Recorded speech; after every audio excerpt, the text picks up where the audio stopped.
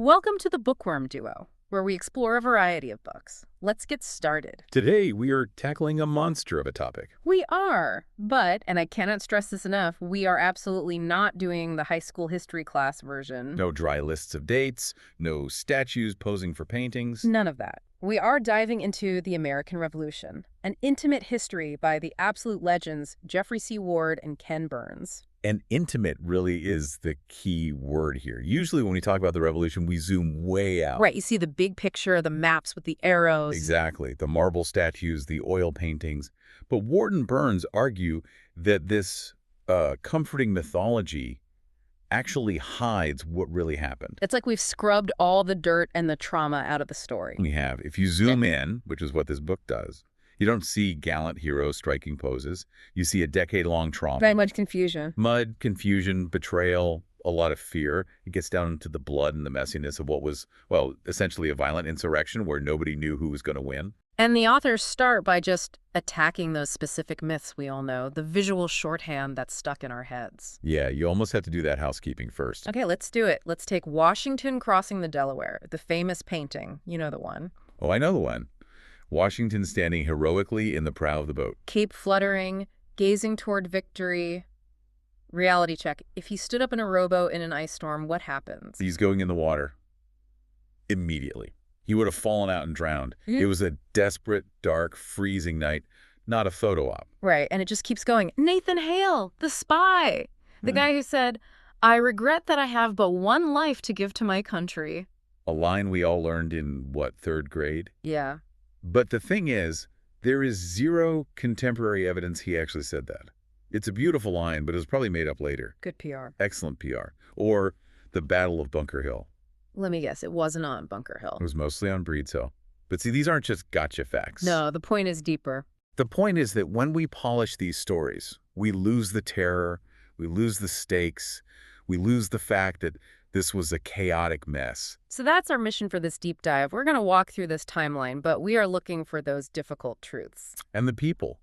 The people the history books usually gloss over. Exactly. The teenage fifers, the terrified loyalists, the enslaved people trying to figure out which side might offer freedom. And to understand those people, you can't start in 1776. Right. The context is way earlier. The book argues it really starts with the French and Indian War, almost 2 decades before. The prequel. The prequel, exactly. Think about that famous cartoon, the snake cut into pieces with join or die. Yeah, Benjamin Franklin. Classic symbol of colonial unity against the British. Except it wasn't.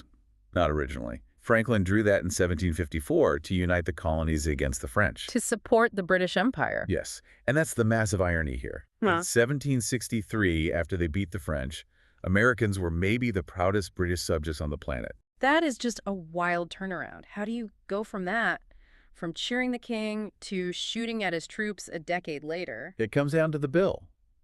The British decided the colonists needed to help pay for that war. So taxes. Taxes and a military presence. Soldiers quartered in cities, a sense of occupation, especially in Boston. And this is where the intimate part of the history comes in. We meet this specific kid, John Greenwood. John Greenwood is such a perfect example of who actually fought this war. He wasn't a philosopher, he was just a kid in Boston living under occupation. And he was fascinated by the British military bands. Totally. He finds an old cracked fife, fixes it with putty to stop the air leaking, and just teaches himself to play. A cracked fife fixed with putty. That is the kind of detail I am here for. Right. And he gets good enough that he eventually becomes a fifer for the rebels. But he notes something really telling. What's that? He says that when he first started drilling with the militia, their flag was still the English flag. They didn't see themselves as a new country yet. They were just Englishmen fighting for their rights as Englishmen. Exactly. They wanted the soldiers out of their houses and the taxes lowered. They weren't trying to overthrow the government. Until the shooting starts. Lexington and Concord. The shot heard round the world. But again, you have to strip away the romance. It wasn't 2 armies lining up in a field. It was a mess, a running, chaotic skirmish for miles. And we always hear about Paul Revere, but there were so many riders that night, the countryside was already a powder keg. And the British completely misread the room. Completely. Major John Pitcairn, a British officer, wrote that one smart action and burning a couple towns would set everything to rights. He thought they just needed a spanking. He thought they were a rabble. He had no idea he was radicalizing the entire population. So after that, the genie is out of the bottle. We're in this weird period from 75 to 76. It's a war. People are dying. But they haven't declared independence yet. It's just escalation. And this is where you get the carnage of Bunker Hill. Or Breed's Hill. Or Breed's Hill. The British take the hill, but at a horrific cost. The British commander, General Gage, writes back to London in total shock. He realized this wasn't going to be some quick police action. He realized this was a real war. And so the Americans get confident, maybe too confident. They decide to invade Canada. Which was a disastrous decision. They had this idea that the Canadians would rise up and join them. The 14th colony? Yeah, they didn't. And the American army wasn't just fighting the British. They were fighting the weather and something even deadlier. Smallpox. This is a part of the story that often gets left out.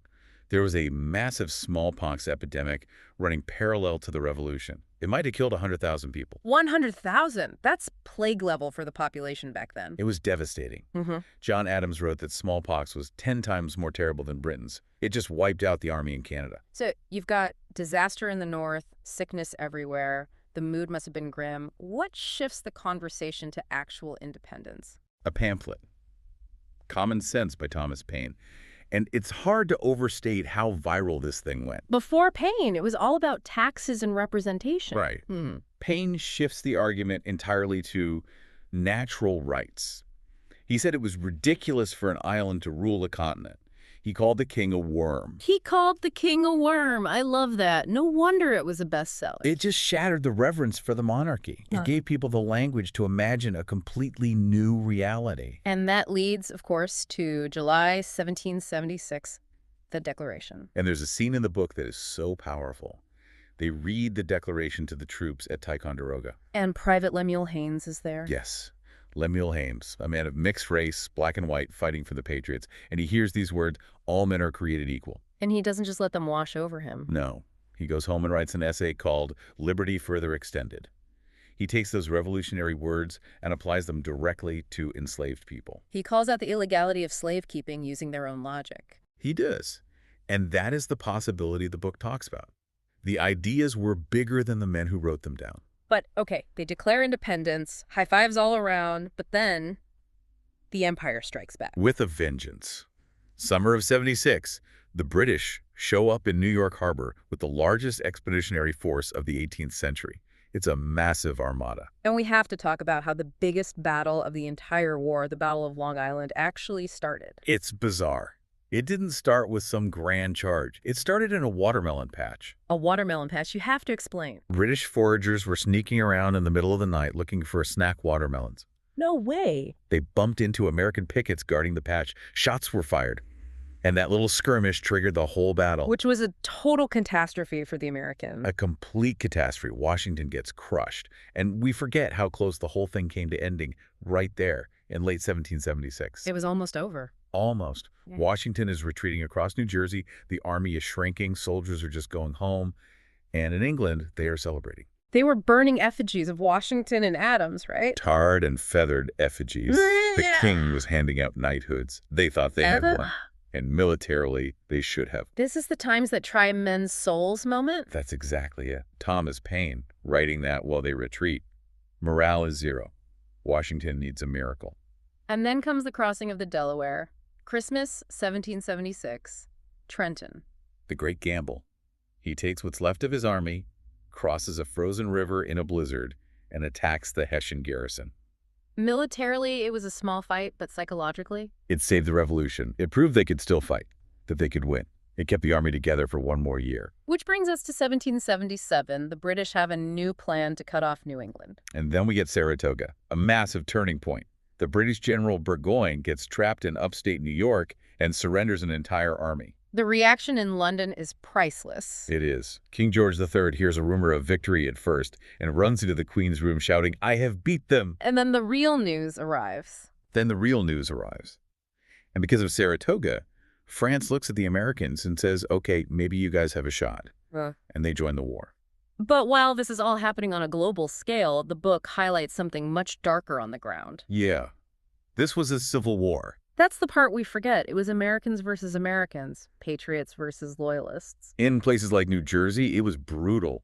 Neighbors killing neighbors, burning each other's farms. There's that quote from the painter John Singleton Copley. He called it a family quarrel. He said there was no choice left but to flee. It was tearing society apart. And all this time, Washington's army is freezing at Valley Forge. The winter of 77-78. Hmm. A skeleton of an army, as one congressman called it. Starving, shoeless, dying of disease. While the British officers are just a few miles away in Philadelphia living in luxury. Throwing parties, going to plays. It's a stark contrast. But that core group that survived Valley Forge, they became a real professional army. So 1778 rolls around, France is in. It's a world war now. And that changes everything for Britain. Now they have to worry about their sugar islands, about Gibraltar, about a French invasion of England. America becomes a secondary theater. But the violence here doesn't stop. It spreads. We have to talk about the war in the West against the Native American nations. This is one of the great tragedies of the war. The Iroquois Confederacy, a huge power, was split. Some sided with the British, some with the Americans. And the Americans sent the Sullivan expedition. General Sullivan was sent by Washington on a scorched earth campaign to burn out the Iroquois villages allied with the British. It was brutal. Just devastating. There's a heartbreaking account from Mary Jemison, a white woman adopted by the Seneca. She describes the doleful yells. The sound of mourning when they returned to find their villages and crops destroyed. She said there wasn't enough food left to keep a child alive. The revolution was a catastrophe for Native America. And then the British shift their strategy again. They go south. They think the South will be easy. They figure that's where the Loyalists are. That's the soul of America. But they run into Nathaniel Greene, and have to say he has the best strategy name ever. Crab strategy. The Crab. Greene knew he couldn't beat the British head on. So he said, we fight, get beat, rise, and fight again. He compared his army to a crab that could run in any direction. He basically frustrated them to death. He did. He dragged the British army all over the Carolinas, exhausting their supplies, wearing down their men. He lost the battles, but he won the campaign. Which sets the stage for the finale, Yorktown, 1781. Cornwallis retreats to Yorktown, Virginia, waiting for the British Navy to pick him up. But the French Navy blocks the sea. And Washington and the French army blocked the land. Checkmate. And when they surrendered, the story goes, the band played, the world turned upside down. It's probably a myth, but it fits so perfectly, doesn't it? It really does. But the book doesn't end there with the fireworks. It looks at the cost. Who lost? The Loyalists. Around 75,000 Americans felt they could no longer live in their own country. They became refugees. And 4 enslaved people? A cruel irony. Many fought for the British because they were promised freedom.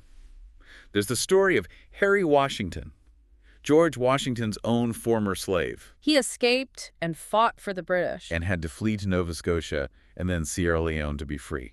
The man who owned him became the symbol of liberty, while Harry had to leave the country to find it. And the Native Americans? The biggest losers of the war by far. Even the ones who fought for the Americans were pushed aside.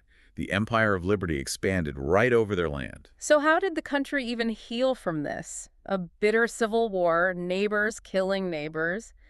How do you become the United States after that? It required a deliberate act of forgetting. Yeah. The book brings up the story of Rip Van Winkle as a metaphor. The guy who sleeps for 20 years. Right. He falls asleep, subject to King George, wakes up a citizen under George Washington. He's confused, but eventually, people just accept him. The story is about how they had to just decide to move on. Exactly. They had to gloss over the fact that the guy down the street tried to burn your barn down 5 years ago. You had to forget to become a nation. We swept the mess under the rug to build the myth. We did. And that brings us right back to why this intimate history is so important. Okay, let's unpack this. So what does this all mean for us today? It means we need to embrace the complexity. The revolution wasn't a clean fairy tale. It was violent, it was scary, it was full of contradictions. But that doesn't make it less impressive. In fact, it makes it more impressive. Yeah. Because real, flawed people, scared kids like John Greenwood, brilliant thinkers like Lemuel Haynes, they managed to create a possibility that didn't exist before. A space where the argument for freedom could happen. Exactly. They didn't finish the job, not by a long shot, but they started the argument. And we are still having that argument today. We're living in the world they made possible, arguing about the very same things. That is a fantastic place to leave it. A story of blood, snow, putty-filled fifes, and possibility. And watermelons. Don't forget the watermelons. Never forget the watermelons. Thanks for joining us. Subscribe for more bookish adventures and hit that like button if you enjoyed the ride. Don't forget to share the knowledge, spread the word.